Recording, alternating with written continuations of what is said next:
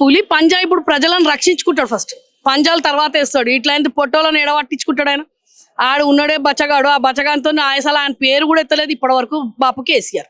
కాబట్టి ఆ బచ్చగాంతో పెట్టుకోకుండా ప్రజలకు ఏమైతే హామీలు ఇస్తా అన్నాడు ఆ హామీలు మెడలు వంచి పులి పంజా ఎక్కడ పెట్టాలో అక్కడ పెట్టి అవన్నీ తీపించుకుంటాం.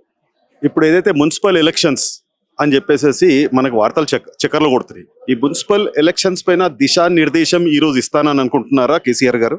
బాపు పంచాయతీ ఎలక్షన్లలోనే ఆయన దిశానిర్దేశనం ఇవ్వకుండానే ఈ రోజు మేము మెజార్టీతో గెలిచినాం.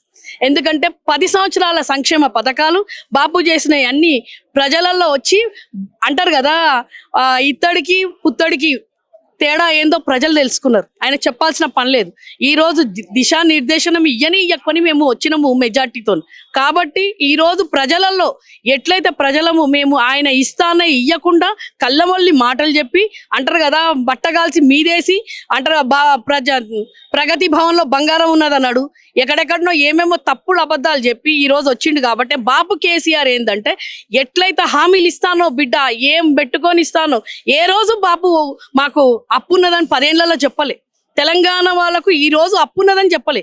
కానీ ఇంట్లో ఉండైనా ఫామ్ హౌస్ లో కూర్చొనైనా ఒక ఆడబిడ్డను బయటికి వెళ్ళనీయకుండా ప్రతి సంక్షేమ పథకము ప్రతి ఇంటికి చేర్చేటట్టు చేసిండు బాపు కేసీఆర్.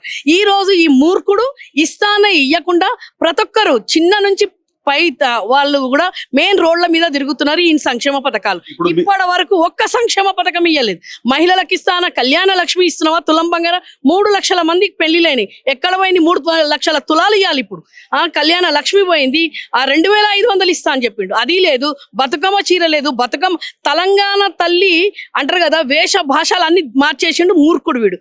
బతుకమ్మని తీసేసిండు కాబట్టి బతుకు లేకుండా పోతావు రేవంత్ రెడ్డి. ఈ రోజు మా బాపు కేసీఆర్ బయటికి వస్తున్నాడు కాబట్టి ఖచ్చితంగా మెడలు వంచి వీంతో అన్ని తీపిస్తాడు ఇప్పుడు.